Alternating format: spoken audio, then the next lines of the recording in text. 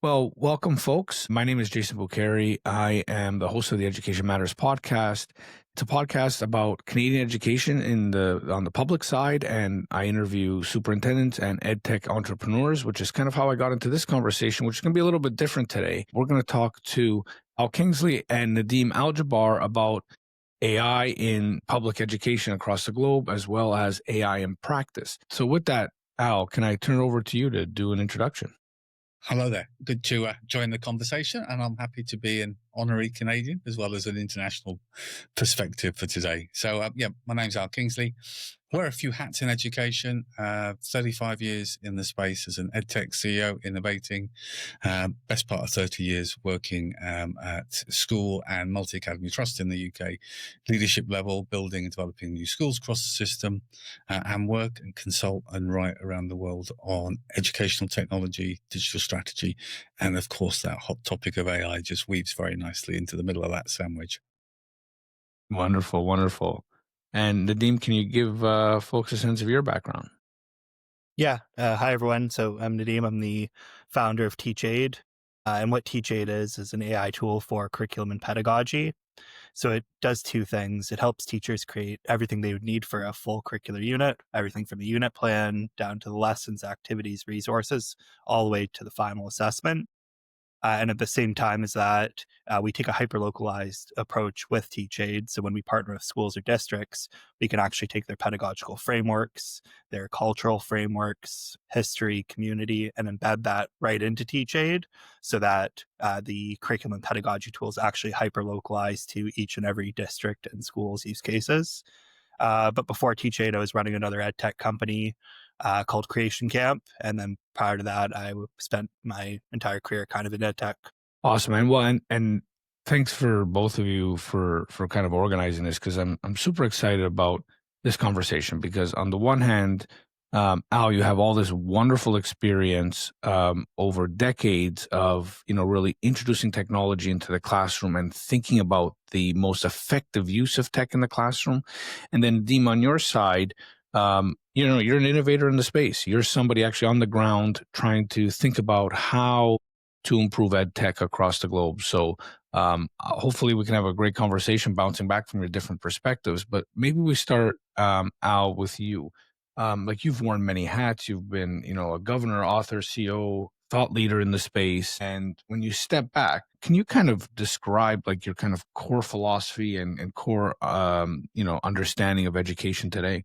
Well, there's a philosophy and there's an understanding, and maybe the two don't always reconcile in truth, because there's a philosophy about education for all, a system that's fair in terms of access, and it's a fair in terms of measuring output. And we could get onto all sorts of conversations about access to equitable quality of education and a huge topic around assessment and does it fit right for all learners. But for me, that's the aspect of it. The second part is, an education system for me is all about promoting curiosity. We might call it a love of learning. We might call it future learners. We might call it lifelong learners. But ultimately, it's about that curiosity side. And then weaving within that, we have largely, and I won't go on my history tours as I have done in recent books, the last 160 years, we've largely had a framework for education. It hasn't shifted that much. It's still built on those core foundations of literacy and numeracy, and everyone needs to fit in a box. And where the pressures have come, and let's be honest, whatever country we might be broadcasting this conversation to, there will be challenges between delivering the best possible educational experience for learners and the amount of funding that we've got. And the gap between those two in terms of a lever to help mitigate pressures often consistently has been educational technology, digital, whether it's been tools to allow us to flex and scale, whether it's been tools to allow our learners to access learning during a pandemic, whether it's just because of a vast geographical space where remote learning is important, whether it's just really good, well pedagogy aligned curriculum resources. Typically, we'll always come back to that common point, which is how do we free up human time so we can do more human to human good stuff in the classroom and around the classroom, and probably you guys I know will share the same perspective. Increasingly, the pressure is on nurture and support and developing a child's broader self of sense and their skills than it is about the core curriculum delivery. So, ironically, when people see digital as a threat to human, I see digital as a lever to allow more human to human interaction within the educational setting. Hmm. I mean, that's a super interesting way of putting it. Uh, you've seen this progression over decades, right? Of these starts and stops of introducing tech into the classroom. What would you say overall have been the biggest challenges in trying to modernize a public education system that you mentioned quite rightly hasn't changed much because it was built for a completely different society? What are the biggest challenges to get to that next model of public education? Well, the truth is, the biggest challenge does sit at political level. Because if you think about most Western countries, I'm not going to choose just West, there's plenty of Eastern that fall into the same framework. And we tend to have an electoral cycle where a government comes in, someone's responsible for the delivery of education in our country, and they have a window of time, typically 4 or 5 years, to deliver reform and change and get the credit at the end of it before the next election. And education is about a 10 or 15-year plan. So what happens is we look at a big picture of reform needed in education, don't have time with an electoral cycle, so we just nibble at the edges and we make smaller changes. Hence why we see countries that don't have a regular change of government, maybe they always have a permanent head of state, actually able to introduce more significant change. In education, if we think about the PISA rankings, we sometimes hold up certain countries like Estonia as being flag bearers for how they've delivered quick and effective change of their curriculum. They kind of had a catalyst. They broke away from the former Soviet Union and needed to rewrite their entire curriculum to be based on their historical values and culture, not on Russian values. So there was a catalyst for that. Most of us don't have a window to do it. The second one, being quite diplomatic, and I shall try and use my words nicely, is teachers and leaders themselves are the biggest barrier. Because when it comes to technology, and particularly now the topic of how AI can be used as a lever of support, firstly, the leaders in schools, the ones that dictate and drive change, do not have lived experience of the tool themselves being used pedagogically in the classroom. So they're trying to advocate and promote something they've got no baseline of or no evidence of significant impact. So they have to have strength of leadership to delegate down to teachers. And so teachers also, we have some that have an openness and willingness to engage in technology and try new things. And we have others that are set in a way that works and are really reluctant to change. And I could change the word teachers for any sector of life. In the workplace or at home, there are some of us that embrace change and some of us that don't. So what's happened recently is we've moved to a much more healthier conversation about evidence-informed EdTech. Let's not just talk about tools, but let's talk about tools where we can really see an impact. Let's talk about tools where we can be open and honest, because maybe right now on AI, the conversation out there is about how can AI be used to improve teaching and learning, student outcomes, the impact on classrooms. In reality, whilst that's one of the big risk register entries, in reality, in most schools, the focus at the moment is about how do we use this tool effectively to reduce workload and close the feedback loop. So can we do things that do some of the legwork and grunt work from us, whether it's either in preparation or in analytics, not to remove it, but always having a human in the loop process. And if we're honest that that's where the biggest squeeze is, where do we find teachers, the pressure on recruiting teachers and so on, then it finds a natural place right now where it really does sit well with an evidence base. So, I mean, I've read some of your writing where you're talking about AI enhancing teachers, not replacing them. There is a whole doomsday scenario, in my opinion, that I've been reading about, these schools that they're going to flat out AI teachers, which to me is, Awful.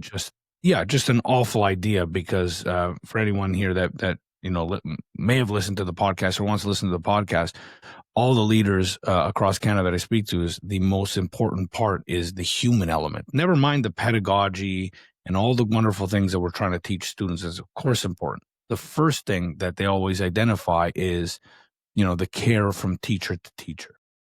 That's fear as well, Jason. This technology coming, it's going to replace me. You can read an article a week on what other jobs and sectors will be destroyed by it.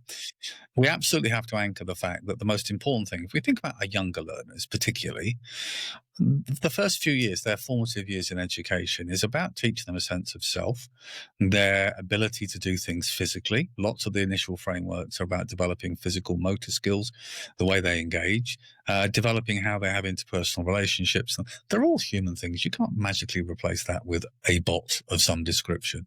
But there absolutely is an argument, and it's not my quote, been quoted many times, that AI won't replace a teacher, but potentially a teacher who uses AI and other tools might replace a teacher that doesn't, in terms of their ability to be productive. But I think what we have to remember, keeping the pedagogy at the heart of this, there is a big change coming. That 150-year education system, the different ways we measure, was kind of set in place by the universities. How do we make a front door on colleges to which students were sufficiently academic to be allowed in? And what we've suddenly seen with AI is it's flipped the conversation. Because if AI can do amazing mathematical calculations, and it can certainly be a very helpful linguist in seconds to beat any human, what it shows is what companies are now looking for is not the smartest person, but the person with the broadest set of skills. So AI has shifted what companies are looking for, and as a result has shifted the pressure on why we need to look on how we can broaden our curriculum so that skills become more important. So I think AI has forced us to look harder at the curriculum and what we're giving as skills to our learners, as much as it has, here's a tool that we have to use. Because some of the best lessons will always be nothing to do with AI or any technology whatsoever.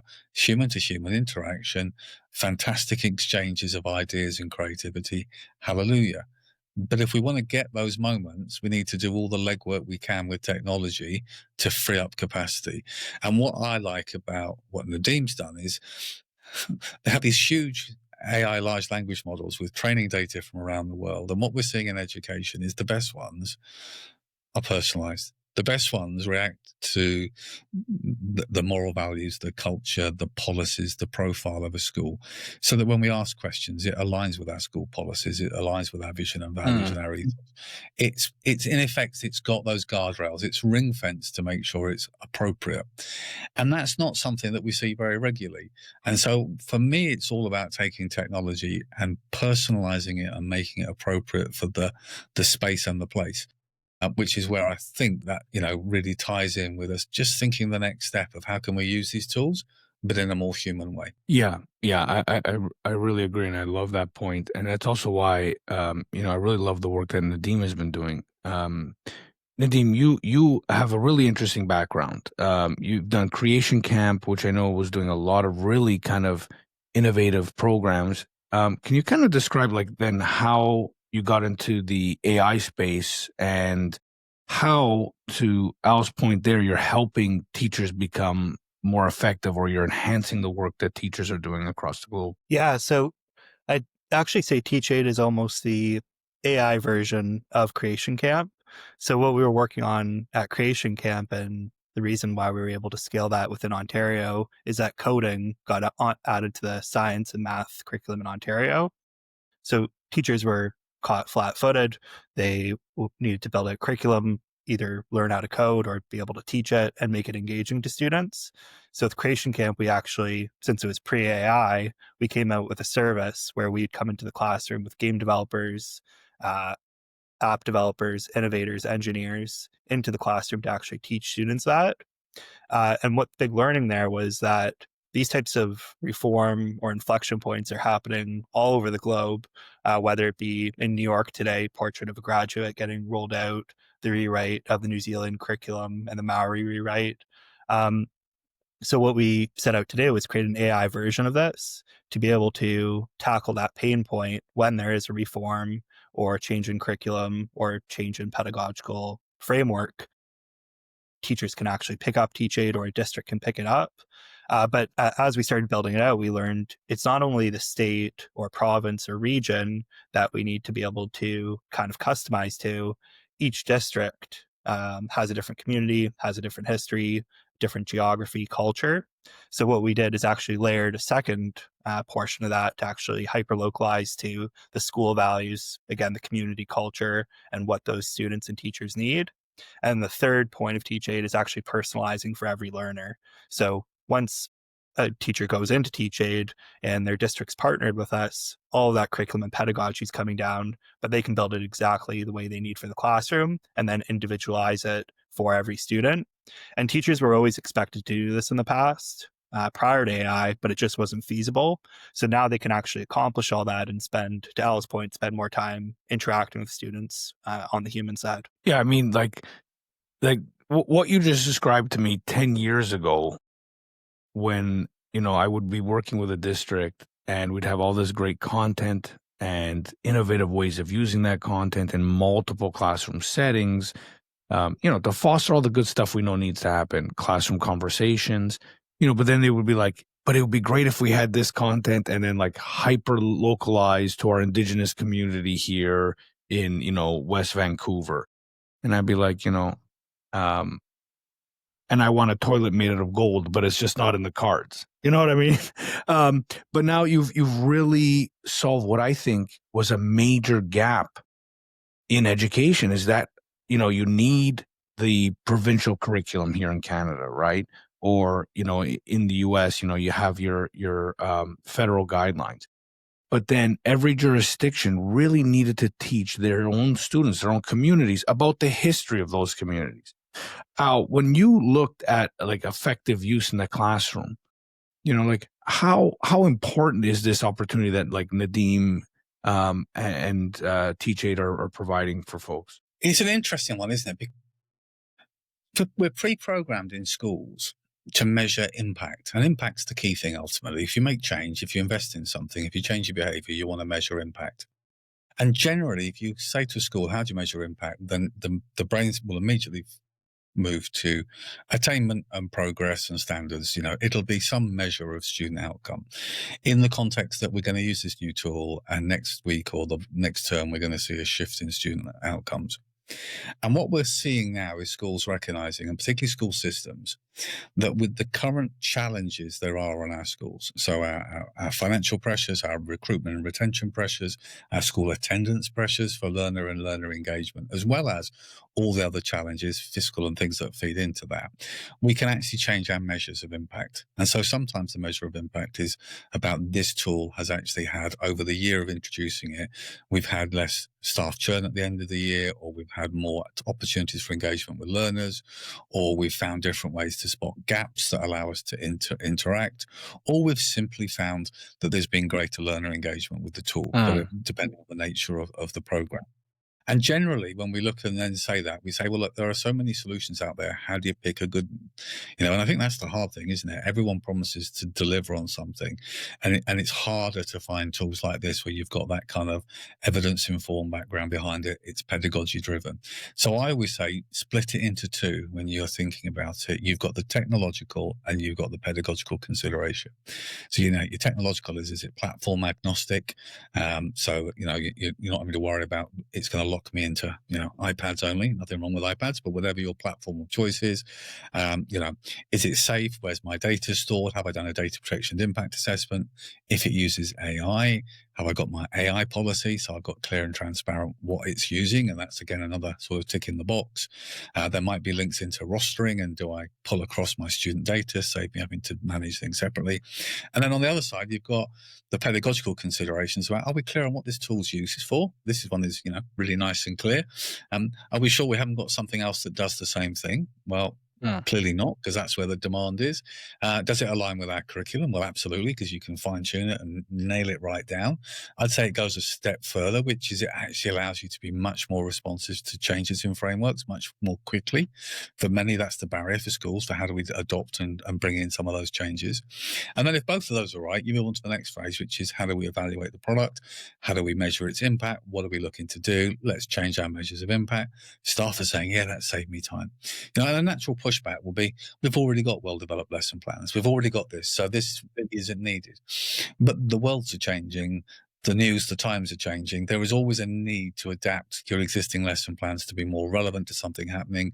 You will always have a need to adapt based on the needs of particular learners in a new cohort that come in, where you might want to offer both stretch and challenge. The opportunity to have choice is what's really, really important with tools. And then the final one, which is ironic, many years ago, if we were measuring EdTech and we were going to one of the major conferences, whether it was ISTE or BET or wherever we were around the world, we'd be saying, we've got 2 tools here, and this one has got twice as many features and it's the same price. So that's the one we're going to buy. Better value, right? Now, finally, hallelujah, we're saying, actually, it's not about the product with the most features. It's the product that's got the features we actually need, is easy to use, is accessible, is scalable, is flexible, is secure. The list goes on. And so now, finally, we're getting that actually the best tools are ones that are just easy for staff to use and get the benefit from. So I've got a question there's one question, but for both of you, and I want to start with Al.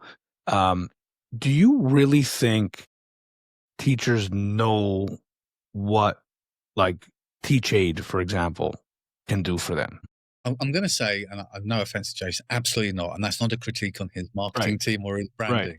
But the reason why I share it is I have recently attended and presented at conferences to system leaders across a whole region of the country around AI, and asked the question, are you all comfortable with the basics of AI and what it can do in tools? And have a uniform row of nods. And then talk about one very simple feature in an open, large language model, right. And everyone's going, ooh, let's take notes. And so the reality is everyone's talking about it and nobody's really got a good depth, or the majority don't have the depth. Right. And then level 2, sorry, Jason, just on that point, is when we see AI tools and we see AI and curriculum, there's an assumption that they're all the same, right? If you draw a Venn diagram, they all do one thing. And yet the truth is, actually, of all the well-known established brand tools around the world that I would encounter, they're all very different, and they all have their own USPs. Some are intended to be one size fits all, and some are quite curated and focused to be much more specific to a locale. So I think if you think they're all the same, you are absolutely missing a trick. Right, and what I was just going to add there is, like, they're blown away by a general language, large language model, and they haven't even seen, like you were talking about earlier, the importance of guardrails, privacy, impact, localizing the curriculum, which what Nadeem and his team have been, exactly hyper-focused on. So, Nadeem, let me ask you now that question, but in a bit of a different way. What's the reaction you're getting from teachers when they first get into teachaid and see what it does and see how quickly it does what it does? Yeah, and on the business side, we're trying to solve that problem because we have hundreds of teachers that sign up every day and use the product, and they even start paying for it if they want the premium features. But that's really just a sliver of what teachaid can do. We really do need to partner with the district and the schools to be able to get that entire value so that we can get all those curriculum documents and pedagogical frameworks into the system. So it's kind of this problem going bottom up where teachers are using it. They love the base versions of the product. It can build out everything you need for a full curricular unit. And the reactions are really great to that. And there's a lot of virality and it is starting to spread, but we kind of need to weave the leaders of districts to what the teachers are doing and how they're using this. And then, to Al's point, what we're hearing in the market is almost everything's just an AI tool. And I think it'd be similar to in the early 2000s saying it's another intranet tool. Right. But you have learning management systems, you have student information systems, you have digital curriculum, you have games. What teachaid is really focusing on is that curriculum and pedagogy aspect. And there's a ton of other tools out there. A lot of them more so, I think they're starting to compete with the Google suite, the productivity, getting a quick parent letter out, getting a quick lesson plan, a quick activity. But we're more so focused again on that curriculum and pedagogy and full end-to-end curriculum creation. There is some interesting traits here, Jason, as well. Sorry, Yeah. I kind of like your points there, because there is this kind of race to breadth, you know, and if we want transparency with AI tools, you know, cite your reference if you create your lesson plans using AI, et cetera, et cetera. I'm not sure I want to send a letter to parents on the bottom that says, P.S. My letter to you was written by AI. You know, there's kind of a place where we need to be really focused on where it's purposeful and impactful, and where these tools are the broader sense, because otherwise I think we do lose focus on what we're actually trying to achieve with these tools. You know, and often the bigger barrier is that word AI, not to be confused with AL, which is highly trustworthy, but AI creates a degree of not sure, and things like, you know, bias and risk come in, and I just thought it was an interesting segue, because I don't remember when schools allow a child to go on and use Google and search for some resources. Other good search engines may exist. That anybody says to them, but don't forget the result you get will be biased and will be manipulated based on algorithms so that you see the content we want you to see. Yet with AI, we think this is the first time ever that we're being manipulated in the way that data is presented. I would argue it's the first time where we're actually saying, great, we've got an opportunity to discuss, teach, and educate about how to look at the validity and authenticity of the information we see. So in a way, this is an eyes wide open moment, or could be if we embrace it the right way. Well, and that's why, like, somebody like Nadeem is really interesting for this conversation, right? Because of the work you've done previously in Creation Camp and understanding, you know, where an innovator, you know, someone, you know, creating their own tech company or education company can support the public system. And then when these AI tools came along, and Nadeem, you know, correct me if I'm wrong, you saw, like, you know, or there was a greater opportunity to just extend that support more broadly. Because I think, Nadeem, one of the things I love about you is you're so wonderfully humble.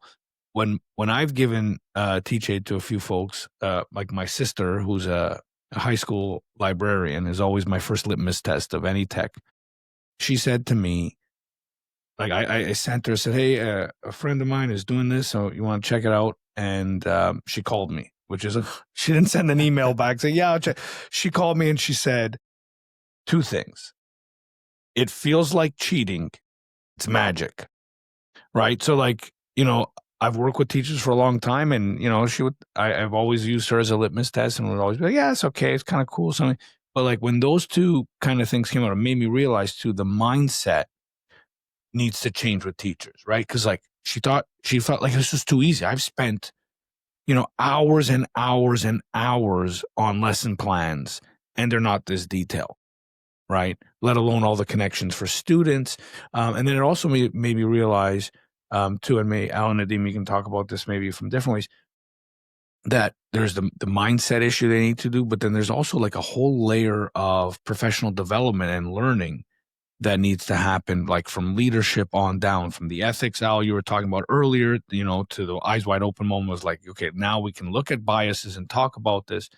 But you know, maybe, Al, you could talk about your kind of experience there and working in governance and what that looks like. And then, like, Nadeem, on the front end, what the sort of rollout has been like, and what, you know, an adoption of teachaid looks like, so folks listening can get a sense of, if I want to adopt an you know, AI tool, what it might look like in my school or my district.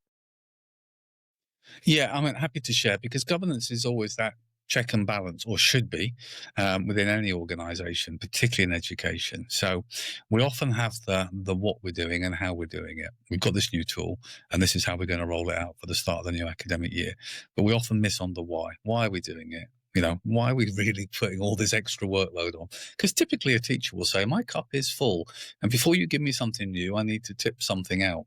And even if the new is going to save them time in the long run, there's still that process. Governance checks the why, and it also provides the opportunity to say that how are we going to measure this? What are we aiming to achieve, and how will we know if we've moved in the right direction on that journey? Maybe without the sword of Damocles of by this day or this date. But then it comes into, we need to have an AI policy. If we're using tools that use AI, we need to have some kind of framework about what is or isn't acceptable in our school. And I've been to some schools where they've said, Al, I'm just going to go and get the AI policy. You're going to be really impressed with this. And they carry it in with a forklift truck and it's 250 pages, leather bound. And you think, you know what, you've covered all the angles there.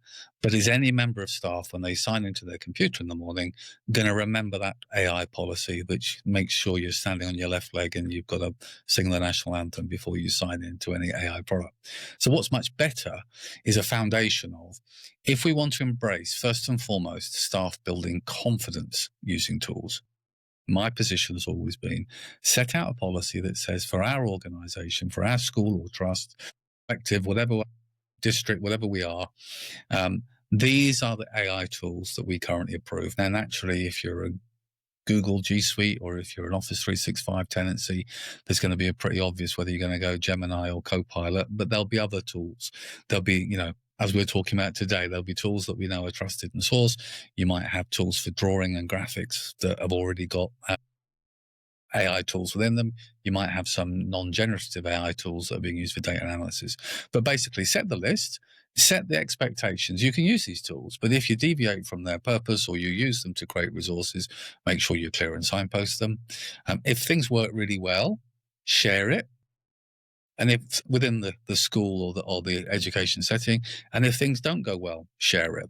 And that really feeds into that silo moment, which is, if I walk into a cluster of schools or a big school and I say, can you tell me who the linguist teachers are or the historians are? We can go, do. If I say, can you tell me who the AI expert is or the Copilot expert is, or frankly, just, the Microsoft OneNote expert, there's a pause. We don't signpost the folks that have got confidence. And so because of our pressures on time, and we don't want to spend money on things that we're not going to get value from, when people are trying tools like this and it works well for them, we need to find a way to just be able to put a common space where we can say, this worked well, this particular bit of resource was fab, this one here might need to refine. I also tried using Copilot and I did this, I found this prompt was really useful. And very quickly, I think folks will find that actually within the educational setting, between their 9 to 5, so to speak, traditional role, they'll find one where it's actually framed and guardrailed and a lot of that prompting is done behind the scenes for them, will actually save them more time than having to try and do things in a manual way without those safety nails, all the curated resources. But we're all better off, not by telling people what they should do, but signposting to people how they can develop their skills so they can make their own informed opinions. And I think that's much more powerful if people just develop their own confidence to try tools they're empowered to by leadership in their schools. And then when they work well, they can share, and that's the ground up bit, which is, it's really frustrating if school staff are saying this is really beneficial to me, but leadership don't know or don't get it. And if we start to think bigger picture of, but look, if all your team are using it, not only would you get not just that, but more marginal gains by the collective. But just think about how much capacity you might unlock in your system to do other fab things where I'm sure you've already got a lot of children with need that would welcome that. With that, Nadeem, you've probably seen already a lot of different kind of adoptions and implementations. Can you kind of describe what you're seeing on the ground and how you're partnering with schools, districts, and then describe maybe even, in your experience, what like the ideal kind of partnership looks like, and, really how embedded you can get with you were mentioning like district or school or trust curriculum documents and plans and strategies. You're going to describe what that's been like? Yeah, and to Al's point, like on the privacy policy being a massive manual and teachers aren't really aware, maybe hitting on all of it with their students. I think we see a lot of the same things with learning frameworks and pedagogical frameworks where there's a huge amount of documentation in a district, huge amount of time spent building out that documentation, but there's a gap between building that documentation and actually implementing it. And even if there's a professional development done, a teacher might really agree with all of it and really want to do it. They just don't actually have the time to implement it. So where teachaid comes in is all of this documentation is already built. There's been a lot of thought put into it and a lot of rigor. So what we can start doing is working with those consultants, those instructional coaches, the directors of curriculum to actually embed it into the system so that teachers don't need to rebuild anything or the consultants don't need to spend all of their time training. They can do a professional development or two, but then after that, they can hand off teachaid and all of it's embedded. And then it's not like their work goes down. They just have a bigger lever for their work because now they can actually work with us. We can do feedback loops on the customizations. Is this approach working? Is this turning into efficacy? What can we tweak here to make it easier for teachers? So yeah, leadership just gets this huge lever to be able to roll it out to all teachers, and then teachers get that human time back. Well, and can you help quantify this? Because like I've done that. I mean, I've worked with that, large, especially here, and I know, Al, the North American system well as well. That with these bigger districts, especially, and bigger, ministries, there's a lot of that necessary work that needs to happen by those instructional coaches, by the tech teams, and that can take a long process. But I imagine with teachaid, it's not like a several month process to work with them to get the right inputs for teachaid and then to get that out to teachers. Can you give a sense of what that time frame looks like? Yeah, and working at past EdTech companies, I know how large of these customizations could be. They're 30-person teams and months of work to just do it for one district. We can turn customizations around in a week or two. But with that said, we never just build out customizations and leave them. We want to meet with leaders bi-monthly. We want to do those check-ins, go over the partner dashboard, and keep iterating on it. And again, it goes back to that time not going down, but just being better well spent so that it actually makes it into the classroom. The initial customizations are very fast. So if your region is changing their curriculum or there's a new pedagogical expectation coming down on you, we can get something up and running in weeks. And then from there, really, really optimize it. Yeah. And I mean, I think anyone listening to this that has gone through a curriculum change or any adjustment, they know how long the gap is between when the curriculum change happened and then when they get resources to support that. So I think this can be a game changer for all those reasons. With that, gentlemen, I'm going to ask you from your each of your individual perspectives to kind of peek down the future of education. And I used to ask this question, like, give me a 50-year outlook, but I'm increasingly realizing that we've got no way of knowing 50 years out. Let's look at a shorter time horizon, five years out. How do you see the changes that AI is going to bring to the classroom, and what do you think public systems are going to look like across the globe in 5 years? Okay, well, we've got an hour or so just to go through the highlights, Jason, on that one. 2 minutes each, Al. I mean, let's take a really simplistic view. AI is not going to completely change the world in the context of the core values of what education is all about. But I do believe over the next 5 years and pushing beyond that, we will see more and more flexible learning environments, hybrid learning, broadening of the curriculum to address some of the skills and the different ways that we have a fair way of doing assessment, because AI might change some of those considerations when it comes to assessment and focus more on problem-based and project-based learning and other things. What I do think we will see that there will be an absolute requirement for everybody involved in the educational space to have a good, solid, basic confidence in using tools purposefully where appropriate and being able to measure output. There's a lot of learning to do. I will be the first to say, wearing my EdTech hat, that there is not a race to who can do it quickest and get the most technology. It's about doing a few things well, building confidence, building evidence of impact, and then layer by layer, because we already have a capacity issue on the human beings. So pick wisely, do a few things well, and actually will build confidence rather than the current sometimes fear that EdTech isn't going to live up to its promise. And also, Nadeem modeled it perfectly. Don't enter a transaction with a vendor. Enter a relationship where there's co-production and continued dialogue. That's, for me, is the holy grail of good relationships between vendors, and both parties win. The customer gets really personalized service and the vendor continues to improve their product based on really good quality first-person feedback. So, yeah, keep doing what you're doing. Wonderful. And Nadeem, as a practitioner, how you see the impact that folks like you doing good work are going to have? Yeah, and I think it it goes further in the same way that with what we were doing with Creation Camp, we were able to turn that into teachaid. There's a lot of great project-based learning schools out there. And I think what is going to happen is we're going to be able to digitize a lot of those experiences with AI. So today, if let's say you're building a garden, you need the resources and be able to do a lot of work. But with AI, you might be able to spin up something that looks like game-based learning, but it's really aligned with project-based learning. And right now, just building that one experience, building a garden would be a huge engineering team, game development team, designers to make just a good experience for that. But with AI, I think you could create these modules of project-based learning that are all game-based, and you'll be able to digitize all these different experiences and align them to different curriculum, and it'll get a lot easier to do that. And I think that's what teachaid leans into in the long term, being able to do those experiences, and leans away from and we don't do very much rote learning right now, but leaning further into that. Wonderful. Wonderful.